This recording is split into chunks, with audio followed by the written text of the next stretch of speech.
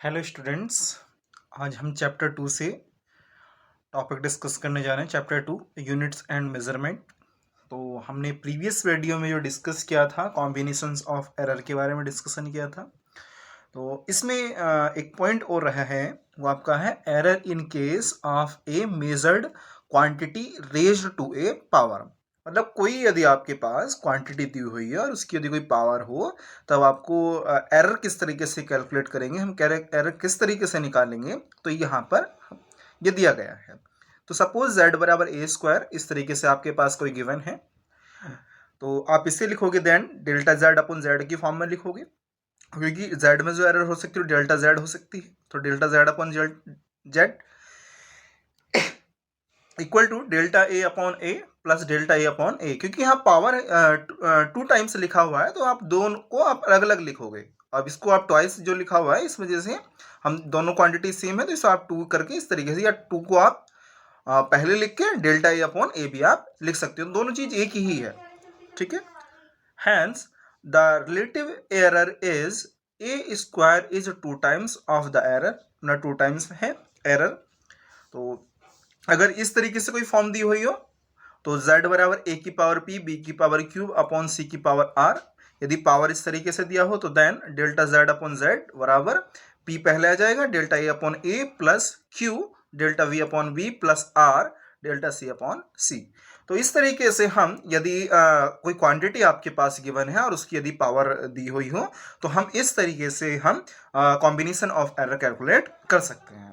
तो अगर हम एक रूल बना यहाँ पर, ये रूल देख लेते हैं, ये रूल है क्या।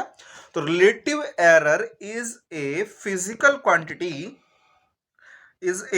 Quantity raised to a the power k is the k times of the relative power. तो आपने यहाँ पर देखा जो आपकी पावर थी वो k टाइम्स हो रही है। जैसे यहाँ पर 2 था तो 2 टाइम्स हो गई, यहाँ पर p था तो p टाइम्स हो गई, और v के पावर यहाँ पर q है तो q टाइम्स होगी। तो क्या है, k टाइम्स है, k times of the relative power in the individual quantity. और अब रिलेटिव एरर क्या होती है, रिलेटिव एरर जो होती है वो the ratio of the mean absolute error to the mean value, delta a mean upon a mean. तो ये कहलाती है आपकी रिलेटिव एरर कहलाती है। तो रिलेटिव एरर क्या है, एब्सोल्यूट एरर अपॉन में mean value, this is the mean value, इस तरीके से। ठीक है।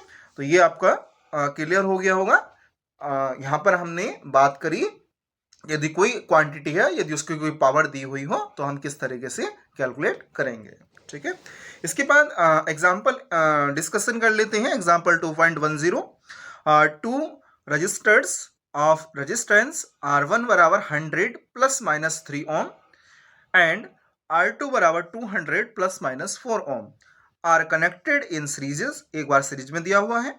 बी पॉइंट में in parallel find the equivalent resistance of the, first point में सीरीज कॉम्बिनेशन, सेकंड पॉइंट में parallel combination. Use for relation R बराबर R1 plus R2। Second point में 1 अपॉन R डैश बराबर 1 upon R1 plus 1 upon R2 and delta R dash बराबर R1 dash square equal to delta R1 upon R1 square plus delta R2 upon R2 square. इस combination का हम use करेंगे। तो first of all हम series combination के लिए बात करेंगे। तो सीरीज कॉम्बिनेशन में तो फॉर्मूला आपका सिंपल जो आपने 10th क्लास में पढ़ा, R बराबर R1 प्लस R2, ये सीरीज कॉम्बिनेशन के लिए आता है। और जो पैरेलल कॉम्बिनेशन के लिए आता है, जो आप यदि 2 रेजिस्टेंस आप पैरेलल कॉम्बिनेशन में कनेक्ट करते हो, तो 1 अपॉन R बराबर 1 upon R1 plus 1 upon R2 आता है। तो first of all discussion about series combination. The equivalent resistance of series combination R बराबर R1 प्लस R2। तो R1 की वैल्यू सिंपली यहाँ पर 100 प्लस माइनस 3 है, यहाँ पर आपने पुट कर दी। R2 की वैल्यू 200 प्लस 4 है, प्लस माइनस 4 है, ये आपने पुट कर दी। प्लस माइनस 4 का मतलब क्या है, या प्लस माइनस 3 का मीन्स क्या है, क्योंकि यहाँ पर क्वांटिटी इससे कम भी हो सकती है, या माइनस में भी हो सकती है, या प्लस में भी हो सकती है। ठीक है। ये अनसर्टिनिटी है, एक तरीके से आप ये कह सकते हो, इसमें अनसर्टिनिटी कितनी हो सकती है। तो 100 प्लस 200 300 प्लस माइनस 3 प्लस 4 यहाँ 7 हो गया आपका। तो सीरीज कॉम्बिनेशन के लिए तो निकालना बहुत आसान था। इसी तरीके से हम देख लेते हैं पैरेलल कॉम्बिनेशन के लिए। तो पैरेलल कॉम्बिनेशन की हम बात करेंगे यहाँ पर। The equivalent resistance of the parallel combination. तो पैरेलल कॉम्बिनेशन के लिए फॉर्मूला लगाओगे 1/r' बराबर 1/r1 प्लस 1/r2।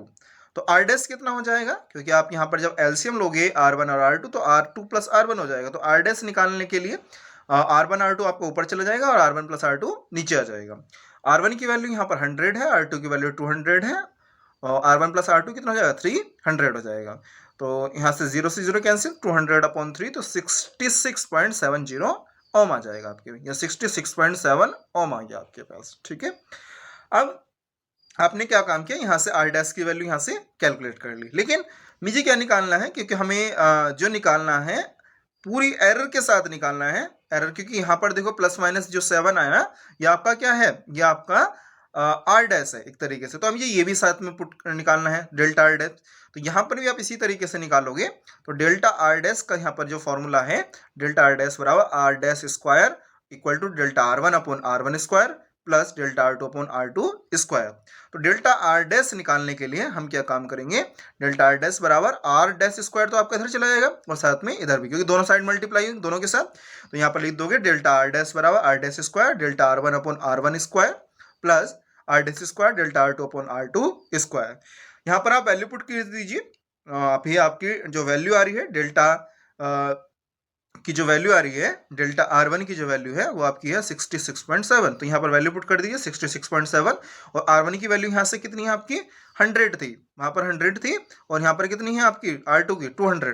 तो आप यहाँ पर पुट कर दोगे r1 की वैल्यू 100, तो 66.7/100, क्योंकि आपका यहाँ r डैश की वैल्यू जो आ रही है वो आपकी 66.7 आ रही है, तो इसका स्क्वायर है यहाँ पर, तो इन दोनों का स्क्वायर है तो 66.3/100 इसका स्क्वायर। और डेल्टा r1 की वैल्यू कितनी है यहाँ पर 3 है, ये वाली वैल्यू। ठीक है, इसी तरीके 66.7 ये किसकी वैल्यू r डैश की, और अपॉन में r2 की वैल्यू कितनी 100। ठीक है, इसका स्क्वायर हो जाएगा, इसका स्क्वायर आप कर दोगे, सॉरी r2 की जो वैल्यू है वो आपकी 200 है, इसका 200 और इसका स्क्वायर हो जाएगा और मल्टीप्लाई किससे हो गया आपकी डेल्टा r2 से। तो r2 की वैल्यू कितनी है यहाँ पर आपकी 4 है, इज द वैल्यू 4। तो आप इसे जब सिंप्लीफाई करोगे इन दोनों का, इसको आप स्क्वायर करोगे और स्क्वायर करने के बाद आप इसको 100 से डिवाइड करोगे और इसी तरीके से यहाँ पर करोगे तो 1.8 ओम आएगा। तो डेल्टा ये किसकी वैल्यू है, डेल्टा r डैश की वैल्यू आ गई। तो देन r डैश बराबर कितना होगा 66.7, तो ये आ रहा है और डेल्टा r डैश की वैल्यू ये आ रही, तो प्लस माइनस कर दोगे 1.8 ओम। तो इस तरीके से पहले तो हमने सीरीज कॉम्बिनेशन के लिए बात करी और यहाँ पर किसके लिए है, पैरेलल कॉम्बिनेशन के लिए। एग्जाम्पल है 2.12, the period of oscillation of simple pendulum is t बराबर 2π√L/g, measured value of L is 20, non to 1 mm। तो ये 20 सेंटीमीटर में दिया हुआ है, 20 centimetre. Known to 1 mm accuracy and time for 100 oscillation of the pendulum is found to be 90 seconds. Using a wristwatch of 1 second resolution, what is the accuracy in the determination of G? तो कितनी आपकी accuracy होगी ये आपको calculate करना है और किस में पूछी गई है, G में पूछी गई है। फॉर्मूला क्या है, T बराबर 2π√L/g। तो हमें G के लिए निकालने के लिए बोथ साइड आपको स्क्वायर करना पड़ेगा।